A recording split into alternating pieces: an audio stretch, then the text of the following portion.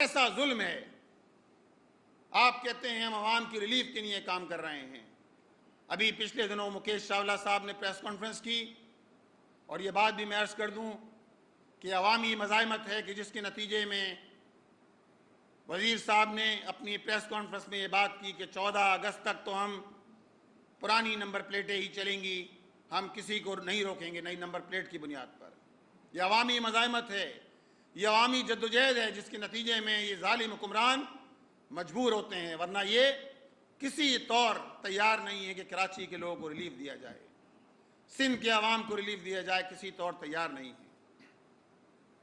آپ نے اپنی پریس کانفرنس میں یہ بات کی کہ نمبر پلیٹ تو بنانا ہوگی, یعنی سارے مسائل ایک طرف, نمبر پلیٹ سب سے اہم ہے آپ کے نزدیک.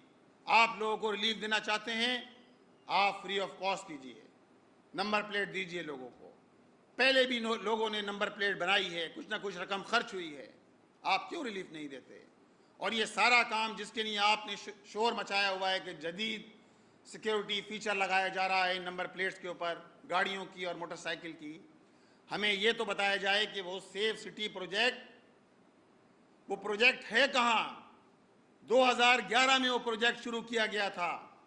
اس وقت سپریم کورٹ کے احکامات کا حکم تھا کہ شہر میں جس طرح لاقانونیت ہے سیف سٹی پروجیکٹ شروع کیا جائے. صوبائی حکومت نے 30 ارب روپے رکھے, لیکن 2011 سے لے کر آج 2025 ہو گئی ہے, 12,000 کیمرے لگنا تھے, 20% کیمرے بھی نہیں لگائے ہیں آپ نے. اور آپ سارا زور آپ کا نمبر پلیٹوں پر ہے, سارا زور آپ کا اس بات پر ہے کہ کسی طرح نمبر پلیٹ لگا لی جائے, اور 1820 روپے آپ ایک اسکوٹر سوار پر جو ہے وہ بوجھ ڈال رہے ہیں. 1450 روپے آپ گاڑی کی نمبر پلیٹ کے لے رہے ہیں, جو آلریڈی لوگ پہلے ادا کر چکے ہیں. جب بائک لی گئی تھی اس وقت نمبر الاٹ ہو جاتا ہے جب گاڑی لی جاتی ہے. لہٰذا اس ظلم کا خاتمہ ہونا چاہیے. ہم نے اپنی ریلی کے اندر بھی اس بات کا اعلان کیا تھا کہ دیکھیں, ٹریفک پولیس کی چوکیاں ہوں, یہ ٹریفک پولیس اہلکار جگہ جگہ چوک چوراہوں پر پلوں کے نیچے کھڑے ہوتے ہیں, نوجوانوں کو روکتے ہیں. آج کل کوئی چیز ایسی نہیں ہے جو ایکسس میں نہ ہو. ان ٹریفک پولیس اہلکاروں کی ساری موومنٹ ریکارڈ ہوتی ہے کیمروں میں. آج کل لوگوں کے پاس موبائل کیمرے ہیں. آپ اپنی بتہ خوری سے باز آئیے, عوام کو تنگ نہ کریں, کہیں ایسا نہ ہو عوام آپ کی چوکیوں کا گھیراؤ کر رہے ہوں, عوام آپ کو بھاگنے پر مجبور کر دیں, کہیں ایسا نہ ہو.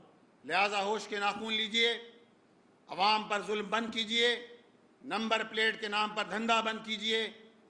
کہیں ایسا نہ ہو کہ عوام کا پارا ہائی ہو اور آپ کو اس بات کا موقع بھی نہ ملے کہ آپ جس طرح یہ سارا میکینزم آپ نے بنایا ہوا ہے اس کا خاتمہ ہو.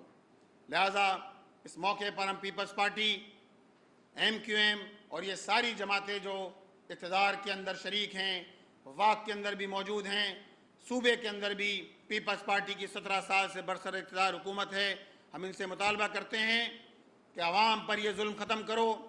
تم عوام کو ریلیف نہیں دے سکتے تو عوام کی جان چھوڑو.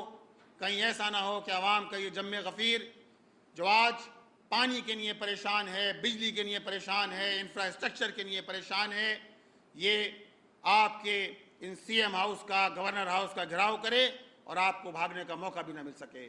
بہت بہت شکریہ.